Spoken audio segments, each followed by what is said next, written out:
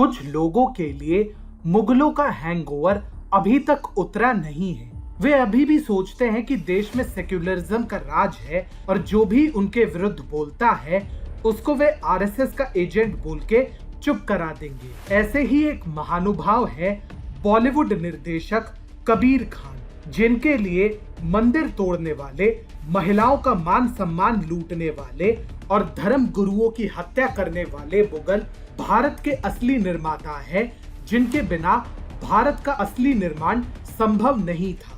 नमस्कार मित्रों, टीएफआई पर आपका स्वागत है और मैं अनिमेश पांडे आज आपको बताने जा रहा हूँ कि कैसे मुगल जैसे आक्रांताओं का सच जानने के बाद जनता की बढ़ती घृणा को बॉलीवुड निर्देशक कबीर खान क्यों नहीं पचा पा रहे हैं। साथ ही ये भी बताऊंगा कि आखिर बॉलीवुड का ये मुगल प्रेम रह रहकर बाहर क्यों आ जाता है। बॉलीवुड हंगामा को दिए अपने साक्षात्कार में कबीर खान ने मुगलों के प्रति, जनता के बदलते सोच के प्रति अपनी चिंता जताते हुए कहा, मुझे ये देखकर बहुत चिंता और पीड़ा होती है कि जो चर्चा में है उसको और लोकप्रिय बनाने के लिए कुछ लोग किसी भी हद तक चले जाते हैं। मैं समझ सकता हूं कि जब किसी फिल्मकार ने अनुसंधान किया हो तब उसकी बात का कोई मोल है।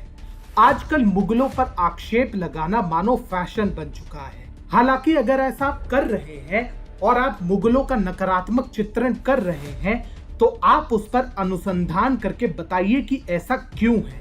अगर आप रिसर्च करेंगे तो आप पाएंगे कि ये सब झूठ है।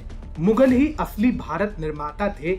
उनको ये कहना कि उन्होंने लोगों की हत्या की, आप किस आधार पर कह सकते हैं। बिना नाम लिए कबीर खान तान्हाजी जैसे फिल्मों का उपहास उड़ा रहे थे, जिन्होंने पहली बार मुगलों को बिना किसी लाग लपेट के दिखाया और उनके असली चरित्र से संपूर्ण देश को परिचित कराया। परंतु महोदय यहीं पर नहीं रुके। वे आगे कहते हैं, मैं अपनी फिल्म एवं प्रोजेक्ट में घटिया स्क्रिप्ट बर्दाश्त कर सकता हूँ, घटिया लेखन बर्दाश्त कर सकता हूँ, पर घटिया राजनीति नहीं बर्दाश्त कर सकता। मुगलों का नकारात्मक चित्रण करके उनको प्री कंसीव्ड स्टीरियोटाइप्स में फिट करना निंदनीय है, परंतु दुर्भाग्यवश मैं ये सबके लिए नहीं बोल सकता। अब जब बात अनुसंधान और घटिया राजनीति की आपने कर ही दी है तो शुरुआत भी आप ही से करते हैं Kabir Khan. The forgotten army आप ही ने बनाई थी ना?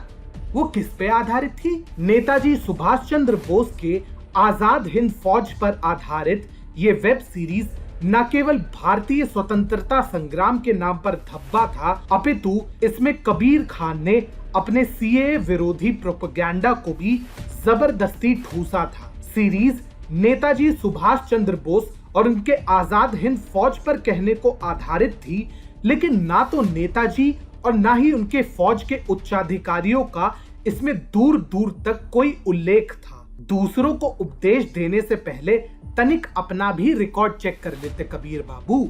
लेकिन कबीर खान का इतिहास इस परिप्रेक्ष्य में काफी स्याह भी रहा है। इन्होंने न्यूयॉर्क जैसी फिल्मों के जरिए अमेरिका के जांचकर्ताओं को बर्बर एवं क्रूर दिखाने के प्रयास में आतंकवाद तक को उचित ठहराने का प्रयास किया था। इतना ही नहीं, बजरंगी भाईजान में इन्होंने भारतीयों को असहिष्णु एवं मुस्लिम विरोधी, जबकि पाकिस्तानियों को सहिष्णु एवं धर्मनिरपेक्ष के तौर पर दिखाने का प्रयास किया। अब ये अलग बात है कि जब इन्होंने फैंटम में आतंकवादियों का बिना लाग लपेट चित्रण किया तो इसके लिए पाकिस्तान में इन पर हमला भी किया गया था। इतना ही नहीं, ट्यूबलाइट में कबीर खान ने चीनी समुदाय को सौम्य और सहिष्णु दिखाने का प्रयास किया था, विशेषकर जब चीनियों ने 1962 में भारत पर आक्रमण किया था। इसके अलावा कबीर खान कहते हैं कि मुगल असली भारत निर्माता थे और जो ऐसा नहीं मानते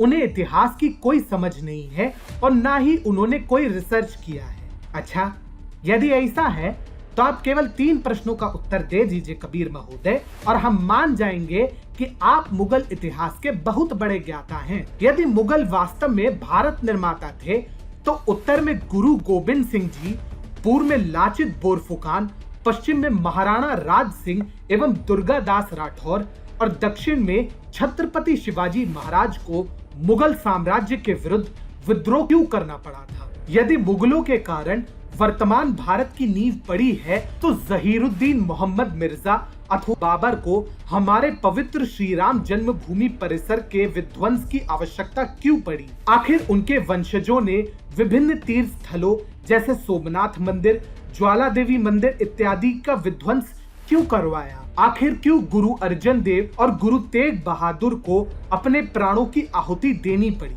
यदि मुगलों ने वाकई में भारत निर्माण में सहयोग दिया था तो अंग्रेजों के आगमन से पहले मराठा साम्राज्य कैसे भारत में सर्वशक्तिशाली था। ऐसे में इतना तो स्पष्ट है कि कबीर खान इस इंटरव्यू के जरिए अपनी कुंठा व्यक्त कर रहे हैं और साथ ही साथ अपने आगामी फिल्म 83 के लिए लाइमलाइट भी बटोर रहे हैं।